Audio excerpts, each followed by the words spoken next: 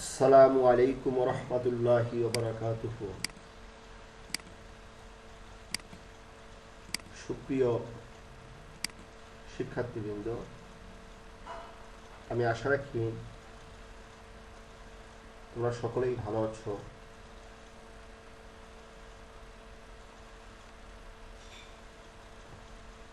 তোমাদের লেখাপড়ার গতিকে সচল রাখার জন্য এই করোনা নামক মহামারীর মাঝেও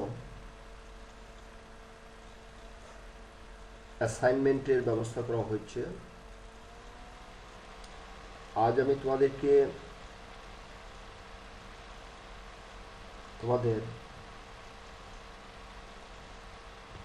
বিজ্ঞানের নির্ধারিত কাজ 2-এর 6ষ্ঠ অধ্যায়ের তোমাদের যে একটি অ্যাসাইনমেন্ট রয়েছে সৃজনশীল প্রশ্নজনিত, সেই প্রশ্ন নিয়ে আলোচনা করব। আলোচনার পূর্বে আমি তোমাদেরকে যে বিষয়টি দৃষ্টি আকর্ষণ করছি, তোমরা জানো করোনা নামক এক মহামারী সমগ্র পৃথিবীতে ছড়িয়ে পড়ছে। এই করোনার কারণে আমাদের অনেক আত্মীয় স্বজন সহ সমগ্র পৃথিবীকে বিদায় নিচ্ছে হাজার হাজার মানুষ। আমি তাদের রুহের মাগফিরাত কামনা করছি এবং তাদের যে পরিবার বর্গ রয়েছে, আত্মীয় স্বজন রয়েছে, তাদের প্রতি সমবেদনা জ্ঞাপন করছি। আমি তোমাদেরকে শুরুতেই বলবো, আমরা স্বাস্থ্যবিধি পরিপূর্ণভাবে মেনে চলার জন্য চেষ্টা করব এবং নিজে সুস্থ থাকব, অপরকে সুস্থ রাখতে সচেতন থাকব। সর্বদা বাহিরে গেলে মাস্ক পরিধান করার জন্য আমরা চেষ্টা করব। সুপ্রিয় শিক্ষার্থীবৃন্দ, আজকের এই ক্লাস উপস্থাপনায় রয়েছি আমি মোহাম্মদ জুলহাস আহমেদ, সহকারী শিক্ষক, ভৌতবিজ্ঞান, পালংতুলা শাহবুদা সরকারি উচ্চ বিদ্যালয়, শরীয়তপুর। সুপ্রিয় শিক্ষার্থীবৃন্দ, আজ আমি তোমাদেরকে 8ম শ্রেণীর বিজ্ঞান বিষয়ের 6ষ্ঠ অধ্যায় থেকে অ্যাসাইনমেন্ট 2-এর সৃজনশীল প্রশ্ন নিয়ে আলোচনা করার চেষ্টা করব ইনশাআল্লাহ। সুপ্রিয় শিক্ষার্থীবৃন্দ, আমরা দেখতে পাচ্ছি স্ক্রিনে যে তোমাদেরকে বিজ্ঞানের 8ম শ্রেণীর বিজ্ঞান বিষয়ের নির্ধারিত কাজ দেওয়া হয়েছে মূল্যায়নের জন্য, নির্ধারিত কাজ এবং তার মূল্যায়নের জন্য। আমরা দেখতে পাচ্ছি এই পরমাণুর গঠনের পার্ট 4 থেকে 6 নিয়ে এখানে আলোচনা করা হয়েছে। তার মধ্যে টপিকসটা রয়েছে পারমাণবিক সংখ্যা, ভর সংখ্যা ও আইসোটোপ। অ্যাসাইনমেন্ট বা নির্ধারিত কাজ আমরা দেখতে পাচ্ছি ছকে উল্লেখিত 3টি মৌল রয়েছে XYZ এর পারমাণবিক সংখ্যা যথাক্রমে 17, 11, 6 এবং ভর সংখ্যা 35, 23, 24। সুপ্রিয় শিক্ষার্থীবৃন্দ, এখন আমাদের এই অ্যাসাইনমেন্টের কিভাবে আমরা কোশ্চেনটি লিখব সে বিষয় নিয়ে আমরা কথা বলব। গত ক্লাসে আমরা কভার পেজে কিভাবে লিখব সেই বিষয়গুলো নিয়ে আমরা কথা বলেছি, তাই কভার পেজের বিষয়টা তোমরা সেভাবে দেখার জন্য চেষ্টা করবে, সেই নির্দেশনা মোতাবেক দেখার জন্য চেষ্টা করবে। আজকে আমি তোমাদেরকে তোমাদের যে সৃজনশীল কোশ্চেন রয়েছে অ্যাসাইনমেন্টে, সেই অ্যাসাইনমেন্টের এই সৃজনশীলটি নিয়ে আমরা কথা বলার চেষ্টা করবো ইনশাআল্লাহ। শুরুতেই রয়েছে তোমাদেরকে আইসোটোপ কাকে বলে। ক নম্বর, আইসোটোপ কাকে বলে। তোমরা একটি A4 সাইজের কাগজে প্রথম তোমরা সৃজনশীলটা তুলবে, এরপর তোমরা কোশ্চেনগুলো আনসার লেখার জন্য চেষ্টা করবে। আইসোটোপ কাকে বলে। ক, আইসোটোপ হলো একই মৌলের পরমাণু যাদের প্রোটন সংখ্যা একই কিন্তু ভর সংখ্যা ও নিউটন সংখ্যা ভিন্ন, তাদেরকে পরস্পরের আইসোটোপ বলে। আমি আবারও বলছি, তোমরা প্রথম ক নম্বর লিখে আইসোটোপ একটু হেডিং দিবা, তারপর লিখবে একই মৌলের পরমাণু যাদের প্রোটন সংখ্যা একই কিন্তু ভর সংখ্যা ও নিউটন সংখ্যা ভিন্ন, তাদেরকে পরস্পরের আইসোটোপ বলে। তোমরা লক্ষ্য করবে তোমাদের বইয়ের 53 পৃষ্ঠার প্রথম প্যারার 4th লাইনে আইসোটোপের সংজ্ঞা দেওয়া আছে, তোমরা সেখান থেকে দেখে নিতে পারো। এরপর তোমাদের খ নম্বর কোশ্চেন দেওয়া আছে পারমাণবিক সংখ্যা কাকে বলে। পারমাণবিক সংখ্যা হলো কোনো মৌলের একটি পরমাণুতে প্রোটনের সংখ্যাকেই পারমাণবিক সংখ্যা বলা হয়। কি বলছি, কোনো মৌলের একটি পরমাণুতে প্রোটনের সংখ্যাকেই পারমাণবিক সংখ্যা বলে। যেমন অক্সিজেনের একটি পরমাণুতে প্রোটন সংখ্যা 8টি, তাই অক্সিজেনের পারমাণবিক সংখ্যা 8। আবার হাইড্রোজেনের একটি পরমাণুতে একটি প্রোটন রয়েছে, তাই হাইড্রোজেনের পারমাণবিক সংখ্যা 1। তোমরা খ নম্বরের কোশ্চেনের ক্ষেত্রে পারমাণবিক সংখ্যা বলতে কি বুঝো, এখানে সংজ্ঞা দেওয়ার পরে অবশ্যই তোমরা একটি উদাহরণ দিবে। এর সাথে তোমরা যদি যুক্ত করতে চাও শুধু এভাবে যুক্ত করতে পারতাম যে কোনো মৌলের পরমাণুতে কেন্দ্রে থাকে নিউক্লিয়াস, আর নিউক্লিয়াসের থাকে প্রোটন আর নিউট্রন, আর বাইরের কক্ষপথে ঘূর্ণায়মান অবস্থা থাকে ইলেকট্রন। এই কথাটুকু লেখার পরে তারপর তোমরা লিখতে পারতা কোনো মৌলের একটি পরমাণুতে বিদ্যমান প্রোটনের সংখ্যাকে পারমাণবিক সংখ্যা বলা হয়। কোনো মৌলের একটি পরমাণুতে বিদ্যমান প্রোটনের সংখ্যাকে পারমাণবিক সংখ্যা বলা হয়।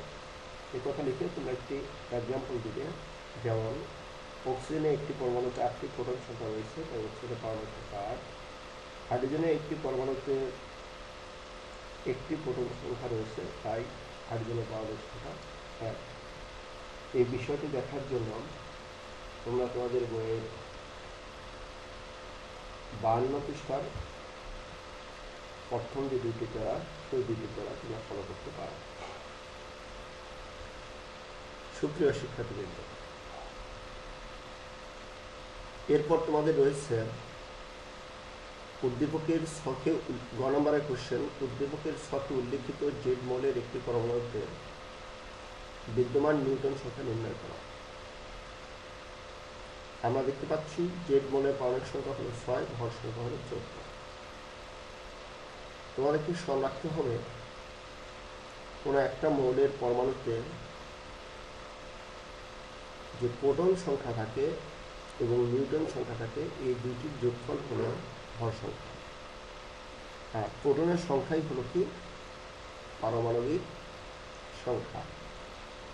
তাহলে তোমরা যদি যেহেতু প্রোটন সংখ্যা নিউটন সংখ্যা যোগফল হলো ভর সংখ্যা, সেহেতু নিউটন সংখ্যা বের করার জন্য তোমরা ভর সংখ্যা থেকে যদি পারমাণবিক সংখ্যা বিয়োগ করো তাহলে তোমরা নিউটন সংখ্যা পাবে। আমি তোমাদেরকে বিষয়টা যেহেতু গাণিতিক, এই কারণে একটু বিস্তারিত করার জন্য চেষ্টা করছি, এটা একটু লক্ষ্য করবে।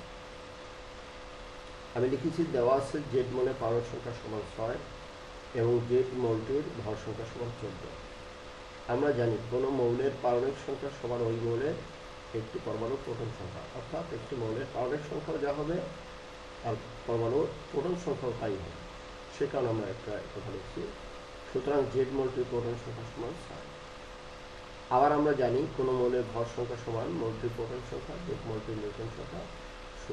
সুতরাং মোলটির নিউটন সংখ্যা হবে মৌলের ভর সংখ্যা থেকে প্রোটন সংখ্যা বাদ যাবে। তোমরা লক্ষ্য করছো বাম পাশে আছে ভর সংখ্যা, ডান পাশে আছে প্রোটন সংখ্যা এবং নিউটন সংখ্যা যোগফল। আমরা যদি নিউটন সংখ্যাকে যদি আমরা বামে নিয়ে আসি, সেই ক্ষেত্রে ভর সংখ্যা থেকে প্রোটন সংখ্যা যদি বাদ যায় তাহলে আমরা নিউটন সংখ্যা পাই। এরপর আমরা লিখেছি সুতরাং জেড মোলটির নিউটন সংখ্যা সমান মোলের ভর সংখ্যা বিয়োগ মোলের প্রোটন সংখ্যা। সুতরাং জেড মোলের নিউটন সংখ্যা আমরা দেখতে পেয়েছিলাম যে উদ্দীপকে ভর সংখ্যা দেওয়া আছে 14 এবং প্রোটন সংখ্যা দেওয়া আছে 6। তোমরা লক্ষ্য করবা এই হলো উদ্দীপক, উদ্দীপকের ভর সংখ্যা দেওয়া আছে জেড মোলের 14 এবং পারমাণবিক সংখ্যা দেওয়া আছে 6। তোমরা সেই জিনিসটি ওখানে দেখাইছি, অর্থাৎ মোলের ভর সংখ্যা 14 থেকে মোলের প্রোটন সংখ্যা 6 যদি বাদ দেওয়া হয় তাহলে নিউটন সংখ্যা থাকবে 14, অর্থাৎ জেড মোলের নিউটন সংখ্যা তাহলে নিউটন সংখ্যা থাকতেছে 14 বিয়োগ 6 সমান 8, অর্থাৎ মোলটি নিউটন সংখ্যা সমান 8। আমরা এইভাবে করতে পারি। এই বিষয় তথ্যের জন্য তোমরা 52 পৃষ্ঠা ভালো করে লক্ষ্য করবা। 52 পৃষ্ঠায় কিছু এক্সাম্পল দেওয়া আছে, সেই এক্সাম্পলগুলো তোমরা ভালো করে লক্ষ্য করবে সুপ্রিয় শিক্ষার্থীবৃন্দ। এরপর তোমরা লক্ষ্য করবে তোমাদের ঘ নম্বর কোশ্চেন, উদ্দীপকের ছকে উল্লেখিত এক্স ওয়াই মৌল দুটির পরমাণু সমূহের মধ্যে যৌগ গঠন সম্ভব যুক্তিসহ বিশ্লেষণ। সুপ্রিয় শিক্ষার্থীবৃন্দ, আমরা দেখতে পাচ্ছি এক্স মৌলের পারমাণবিক সংখ্যা হলো 17 এবং ওয়াই মৌলের পারমাণবিক সংখ্যা হলো 11। আমরা যদি প্রথম আমরা যে কাজটি করব যে এক্স মৌলের ইলেকট্রন বিন্যাস করব। এক্স মৌলের ইলেকট্রন বিন্যাস হবে 2, 8, 7।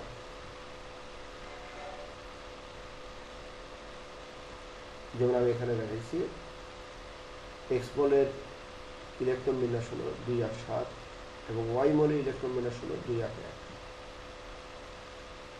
এই হলো এক্স এবং ওয়াই মৌলের ইলেকট্রন বিন্যাস।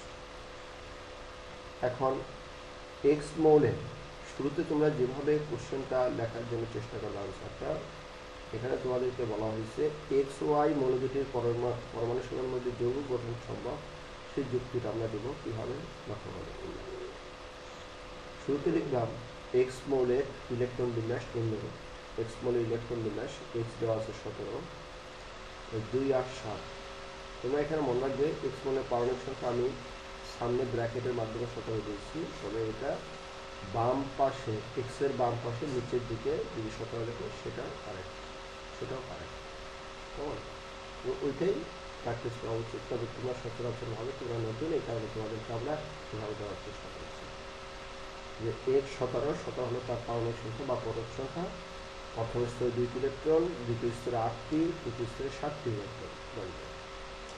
ওয়াই হলো 11। এই ওয়াই মৌলের ইলেকট্রন বিন্যাস হলো প্রথম স্তরে 2টি, দ্বিতীয় স্তরে 8টি, তৃতীয় স্তরে 11টি। আমরা কি বললাম কোশ্চেনটি লেখার সময় তোমরা বলবে, শুরুতে তোমরা লিখবে খাতায় যে এক্স মৌলের ইলেকট্রন বিন্যাস নিম্নরূপ। তারপর লিখবে এক্স মৌলের ইলেকট্রন বিন্যাস থেকে দেখা যায় যে সর্ববহিষ্ঠ স্তরে 7টি ইলেকট্রন বিদ্যমান। নিকটবর্তী নিষ্ক্রিয় গ্যাসের গঠন অর্জন করার জন্য এরা আরও একটি ইলেকট্রন গ্রহণ করা প্রয়োজন। আবার ওয়াই মৌলের ইলেকট্রন বিন্যাস নিম্নরূপ 2, 8, 1। এরপর লিখবেন ওয়াই মৌলের ইলেকট্রন বিন্যাস থেকে দেখা যায় যে এর সর্ববহিষ্ঠ স্তরে 10টি ইলেকট্রন বিদ্যমান। নিকটবর্তী নিষ্ক্রিয় গ্যাসের গঠন অর্জন করার জন্য এর একটি ইলেকট্রন ত্যাগ করা প্রয়োজন। এর পরের প্রায় তোমরা লিখবে যখন এক্স ও ওয়াই মৌল দুটি পরস্পর নিকটবর্তী আসে তখন ওয়াই পরমাণু এক্স পরমাণুকে একটি ইলেকট্রন দান করে ধনাত্মক আয়ন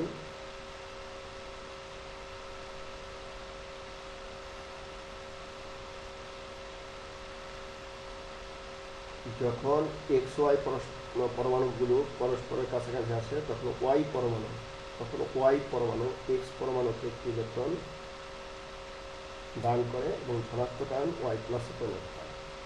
এই যেমন আমরা এখানে দিয়েছি ওয়াই পরমাণু একটি ইলেকট্রন যদি সে দান করে তখন ওয়াই প্লাস হয় ও প্লাস ইলেকট্রন। এবং আবার এক্স পরমাণু ওয়াই পরমাণু থেকে একটি ইলেকট্রন গ্রহণ করে ঋণাত্মক আয়ন এক্স মাইনাসে পরিণত হয়।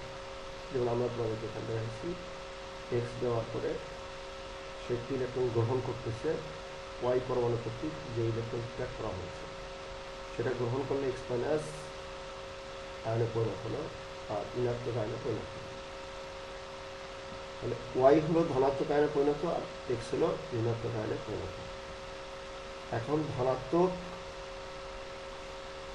ওয়াই প্লাস আয়ন এবং ঋণাত্মক এক্স মাইনাস আয়ন পরস্পরকে আকর্ষণ করে এবং এক্স ও ওয়াই বন্ধনে আবদ্ধ হয়। বন্ধন গঠন প্রক্রিয়া নিম্নরূপ এই কথাটি লিখে এরপর তোমরা এইভাবে লিখবে। সুপ্রিয় শিক্ষার্থীবৃন্দ, এরপর তোমরা লিখবে সুতরাং বলা যায় যে এক্স ও ওয়াইয়ের মধ্যে বন্ধন গঠন সম্ভব। যেহেতু আমাদের উদ্দীপকটি ছিল এক্স ও ওয়াইয়ের মধ্যে বন্ধন গঠন সম্ভব, অর্থাৎ এক্স ও ওয়াই মৌলটির পরমাণু সময়ের মধ্যে যৌগ গঠন সম্ভব, অর্থাৎ এক্স ও ওয়াই যৌগ গঠন হলো।